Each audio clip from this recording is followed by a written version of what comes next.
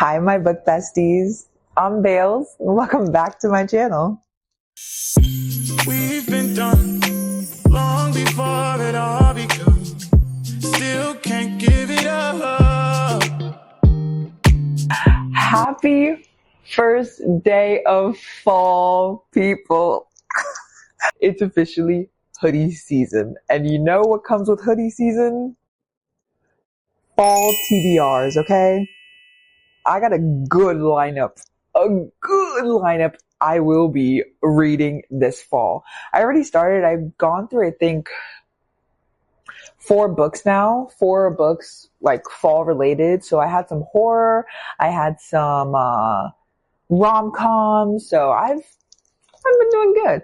But today we are here for me to dive into some fall recs for you. I literally have my notes of all the books I'm going to be reading. So first one we have is If It Makes You Happy. Now, I have been looking for this in store for I don't even know how long now because it just released. I think it released the 16th. So literally since it's released, I should have pre-ordered, but I have not been able to find it. So I'm probably going to download it on my Kindle because I can't find it. But basically, If It Makes You Happy is a friends to lovers trope where a recently divorced woman takes over her mom's bed and breakfast. She really doesn't want to. It's really reluctant, but she takes it over and she befriends her neighbor who's a single dad and he's also a baker. And this book, I guess, is just from what I've read, the summary of it is it's just about this woman trying to navigate life in a small town and also falling in love with her neighbor who's a single dad. I don't know about y'all, but I love that.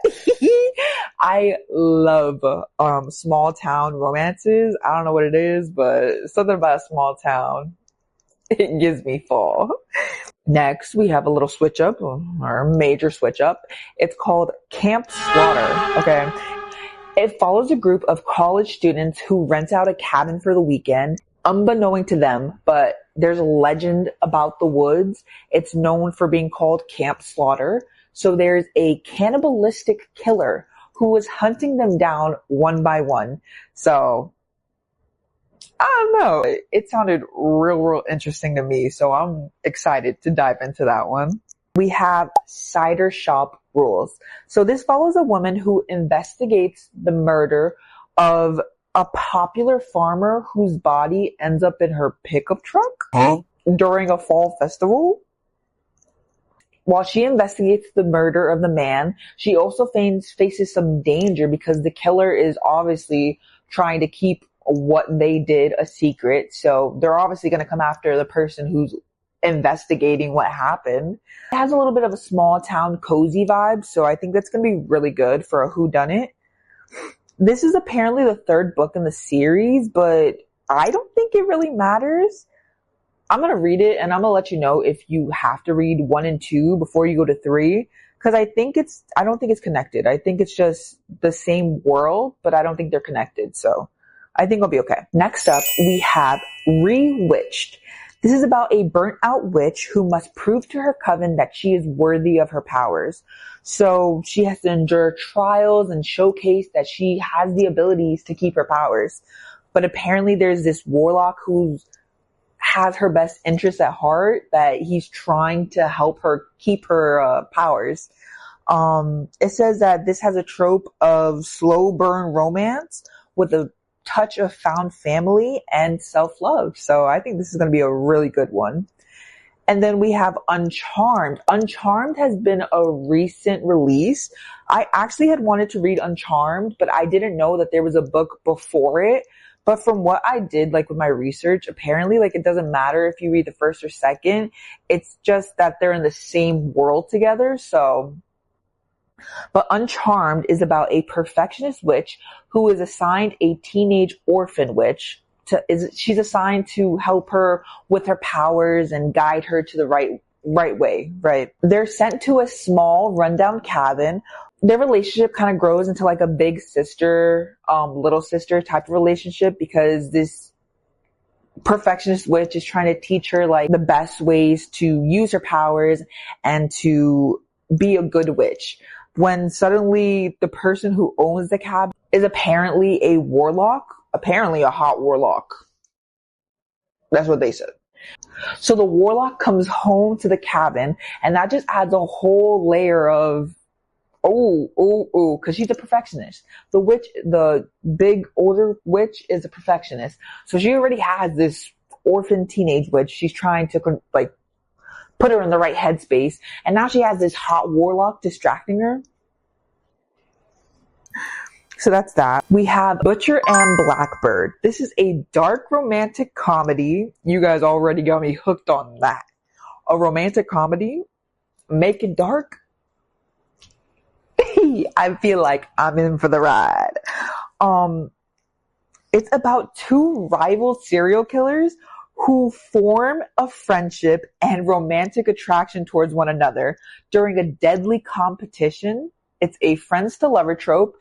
This is a trilogy, so honestly, just based off that small synopsis, I will be reading the trilogy for sure. For sure. But yeah, that one I'm really excited to get into. The next one we have is The Teacher by Frida McFadden. Now, I just recently finished my first Frida McFadden book. Y'all, I ate that up. That book, I read The Boyfriend by Frida McFadden. I read that in 2 days. It was so good. It kind of gave me the feeling, I don't know if you've ever heard of the author Natasha Preston, but I used to read her when I was a lot younger, before I got into older books. Yeah, I read that her books are very much like cotton candy. Like you can pick it up and eat it real quick. I will be continuing on in my series. I hear sometimes she has some hit or misses, so I'm going to be reading The Teacher next. It's about a math teacher that becomes suspicious of her husband, who's an English teacher, his relationship with a student. Because apparently the student has been caught in a teacher-student scandal before. So obviously valid. This woman's like, why are you two suddenly close? Right. It's a psychological thriller. And honestly, what I experienced with The Boyfriend is it's very like twist and turn. Like you don't know what's coming. Because I can personally say I didn't expect what I read in The Boyfriend, that twist that Frida did. I didn't expect it. So I know this one's going to be serving. Yeah. We have Spookily Yours. I honestly put this one down because I love the cover of it. I thought it was adorable. And one thing about me, if you know me and a black cat, I'm just going to leave these pictures here. Me and black cats, I love black cats. Love, love, love. I love their personalities. My dad has, well, it's really like a family cat, but that cat loves my father. But anywho, so this book is a story about a witch who falls in love with this cat who's actually a person trying to break a curse, and he needs her help to break the curse. So it's giving Princess and the Frog, but make it Halloween. You see the vibes? I think it says that it's like kind of giving like small, cozy romance. So I'm interested. Like I said, black cat. Yeah. Yes. Next up, If I Have to Be Haunted. This is about a teenager who can speak to ghosts. When she comes across the body of her nemesis, he convinces her to resurrect him. Yeah. And then they fall in love along the way. So, enemies to lovers, sign me up. Okay. Next up, Phantasma. Now, I have heard some really good things about Phantasma. I heard that if you're going to read Phantasma, you should have the second one on stock to read, because once you finish Phantasma, you're going to want to go to Enchantra. I'm down for it. It's a duology, so I'm here for it. Phantasma is a story about a girl who enters a competition to save her sister and pay off her mother's debt. The game's in a haunted manor. Okay, Luigi's Haunted Mansion. With deadly challenges and enticing temptations. So I do from what I've researched, I do know that there is like a little love interest in here. So Deadly Trials, a love interest. You guys already know. I'm in for it. I'm in for it. I'm in for it. Walk it. So if I read Phantasma, I'm definitely probably going to move on to Enchantra. I don't know what that one's about, but I don't want to read it in case it has any spoilers. Like, I don't want to read the summary until I finish Phantasma. We have Love and Lattes at Pumpkin Hollow. This is about a woman's journey of trying to save her family's farm by creating a pumpkin patch for tourists to come and obviously just make her family's farm more known. She befriends the man who's trying to buy the land off her family, but he ends up feeling some feelings towards this woman, having an attraction towards her, so he helps her instead.